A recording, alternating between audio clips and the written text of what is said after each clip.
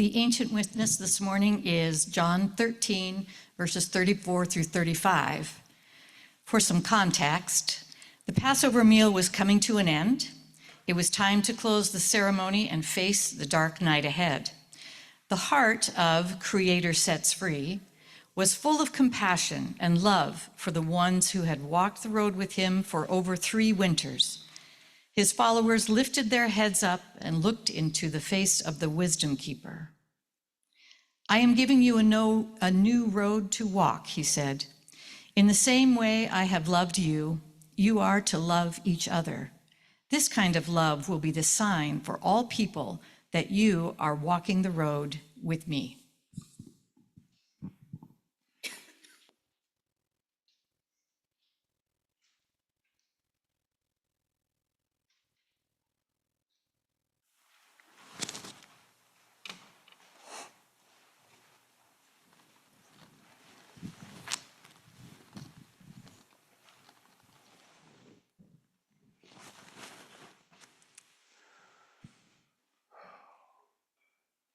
I am honored to be with you today.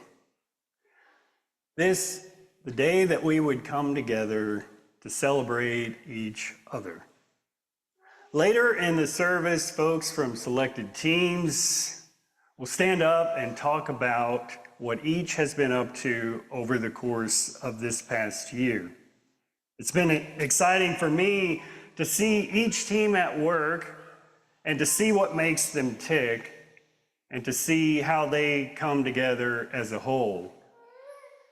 And in a sense, that's what church is, a community of believers who come together for worship and other activities.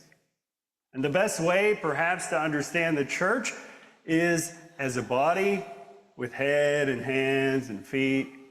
I'm sure you're familiar with this metaphor. And one of the purposes of that comparison is to say that it takes all kinds, all voices, all hands, all feet to do the many tasks of being a church.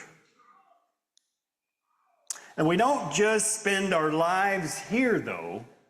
We spend most of our time out there, beyond the walls of this sanctuary and on the other side of the monitor screen. So I came here with such excitement. And one of the first images in my mind when I got here was this framed picture sketch of Community Congregational that was hanging on the wall. It looks like an architectural rendering of what the church was to be when it was added onto in the early 50s. This church having settled here in the early or late 1910s. The sketch has a lawn and a building and a parking lot, all the things a church needs, including a sanctuary, this sanctuary.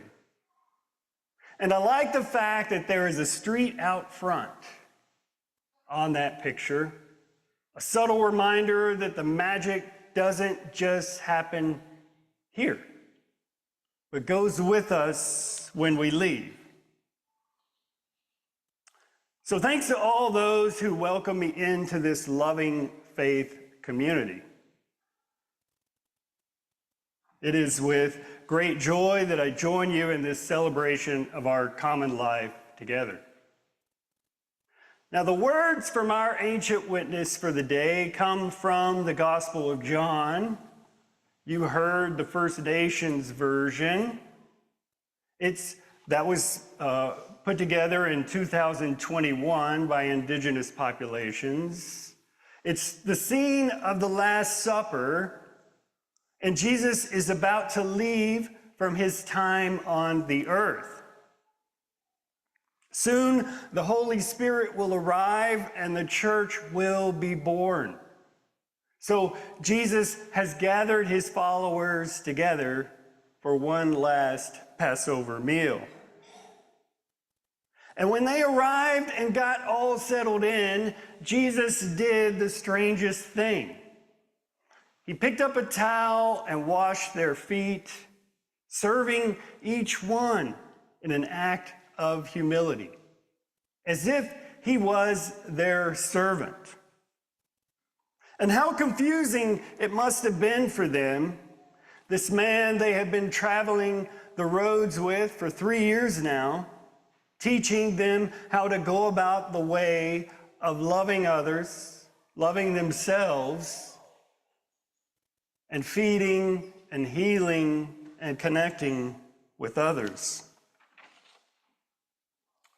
And we know that time is running out for Jesus to be with them in the same way he has been with them over those 3 years.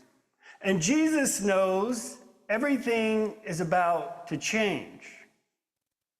And he cares so deeply for them, and he wants to help them learn and grow and blossom. So Jesus uses this gathering on this night to speak to them about the importance of belonging.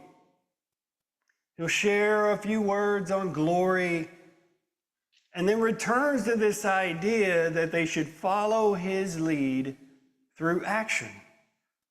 This time, focusing on love. The night will be filled with confusion. And as we pick up our story, Judas is leaving to go do what he feels he has to do. So he slips into the shadows. And in a moment of tenderness, Jesus turns to his companions and friends and says, "Not even you can follow me, because I need you here, working on my behalf to continue the mission we began together." He says, "Love one another as I have loved you." Now, taken at face value, this commandment to love is not anything new, not particularly. Commands to love, after all, or at least as old as Leviticus. There it says you must love your neighbor as yourself. But this one, though, that Jesus offers says, "Love one another as I have loved you." Love one another as I have loved you. So Jesus has just washed the disciples' feet, which is a very distinctive and surprising model of love.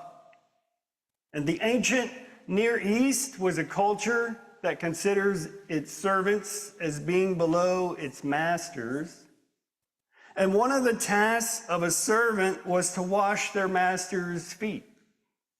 So when Jesus performs this act, he, in a sense, subverts the associated social roles and in turn upsets the conventional power dynamics at play.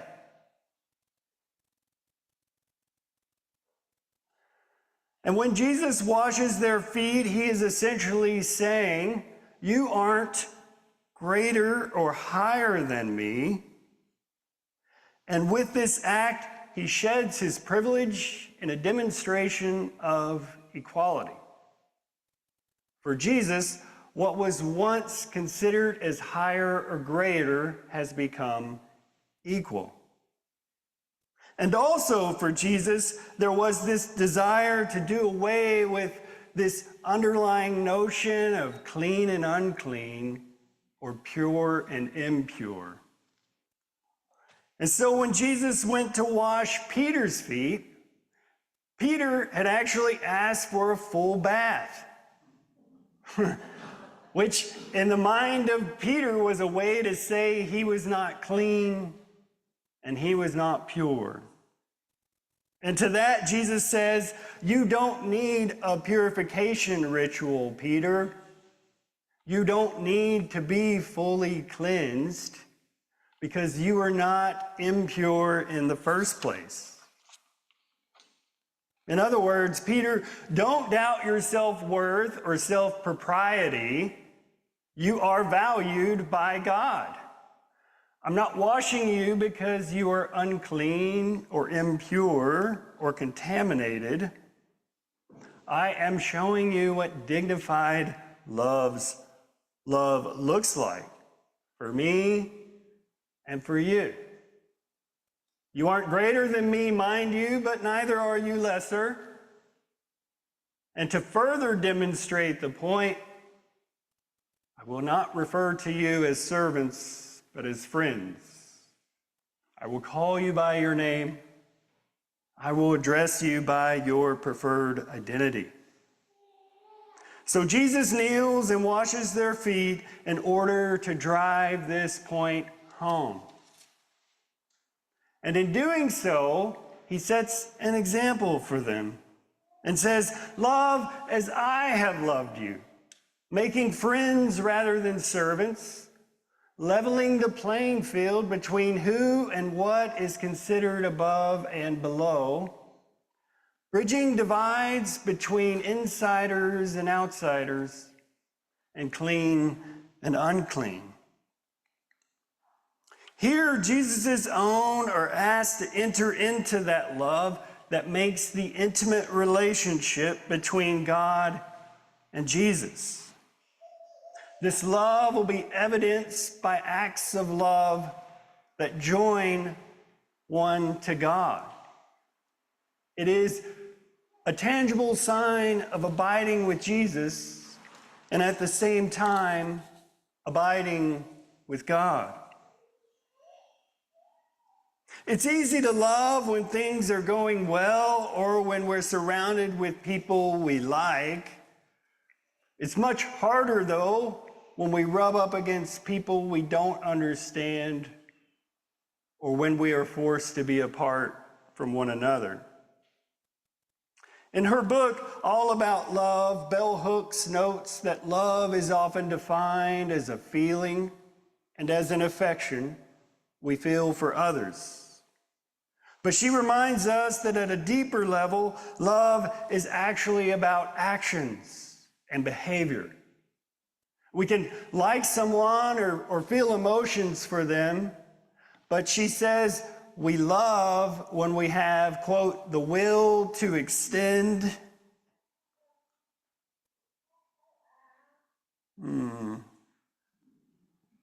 The will to extend oneself for the purpose of nurturing one's own or another's spiritual growth, unquote, which is something that can be done even in the absence of affection, facilitating that connection with God. Perhaps Jesus is making the point that the world needs a community of people who are willing to extend themselves for the purpose of nurturing each other. And when Jesus invites his disciples to love as he has loved them, he has invited them into a journey of bringing love to life. In the First Nations version of this story, Jesus says, I am giving you a new road to walk. In the same way I have loved you, you are to love each other. And this kind of love will be the sign for all people that you are walking the road with me. It is a reminder that Jesus' followers will no longer have their teacher physically leading and guiding them on literal roads, but he will be guiding them on the path to take wherever they travel in their lifetimes ahead. Whenever there is a fork in the road, the one that leads them to loving others will mark the path they should choose. So it is for us. And in this way, they will keep his message alive. When we take this road, we are following Jesus and walking with God, one step at a time. As each new section appears under our feet, as we take the faithful step to be loving towards others and to glorify God. Life that journeys with strangers and friends glorifies God. Life that empathizes with the suffering of others and commits to healing and restoration glorifies God. Life that is defined